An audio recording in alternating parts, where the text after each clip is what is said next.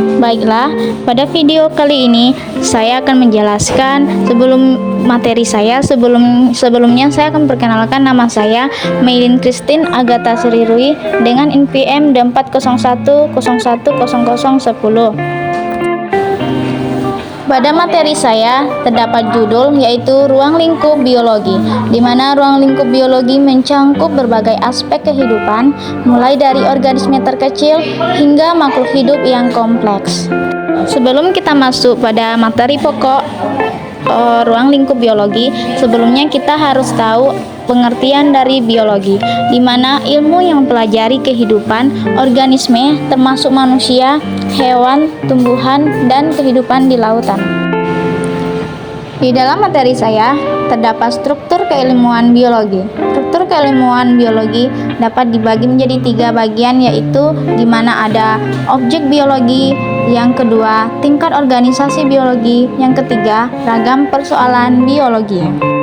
Di dalam ruang lingkup biologi terdapat tujuan biologi. Yang pertama, untuk membentuk dan mengembangkan pengetahuan tentang makhluk hidup dan lingkungannya. Yang kedua, memahami keragaman makhluk hidup dan interaksinya. Yang ketiga, mengetahui struktur dan fungsi organ tubuh manusia. Yang keempat, memahami fenomena kehidupan.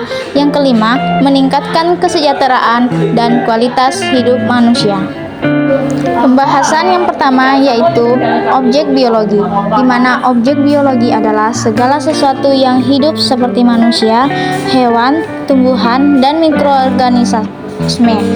Objek biologi juga mencangkup zat-zat penyusun makhluk hidup, zat-zat yang dibutuhkan untuk hidup, dan segala hal yang berkaitan dengan organisme dan lingkungan.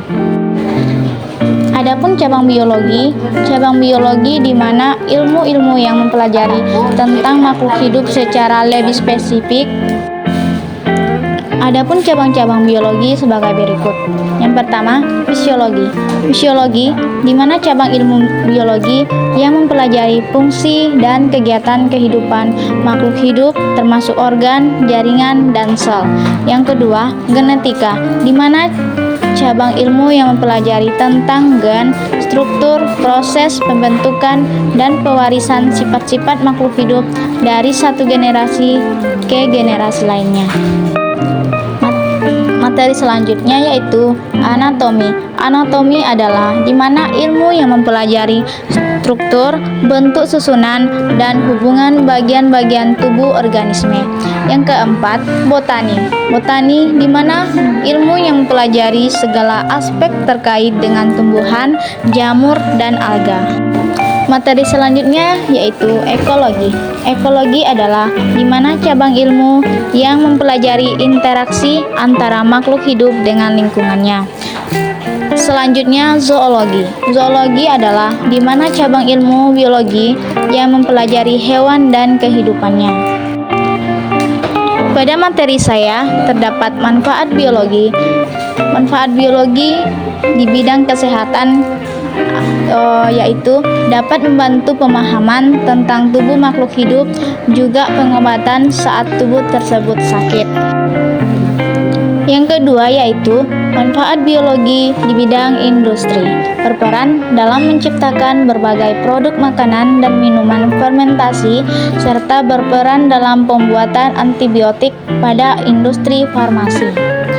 Terdapat juga manfaat biologi di bidang pertanian dan peternakan. Manfaatnya adalah dapat membantu petani menghasilkan bibit unggul, meningkatkan hasil panen, menghasilkan pembasmi, membantu peternak dalam pemulihan, meningkatkan sifat-sifat ternak, dan membantu dalam memahami perilaku dan kesejahteraan hewan ternak. Yang terakhir adalah manfaat biologi pada bidang ekonomi untuk meningkatkan cara pembuatan makanan fermentasi dengan memanfaatkan bakteri baik agar tubuh lebih mudah menyerap nutrisi. Sekian dari materi saya yang saya sampaikan, semoga bermanfaat untuk kita semua. Terima kasih.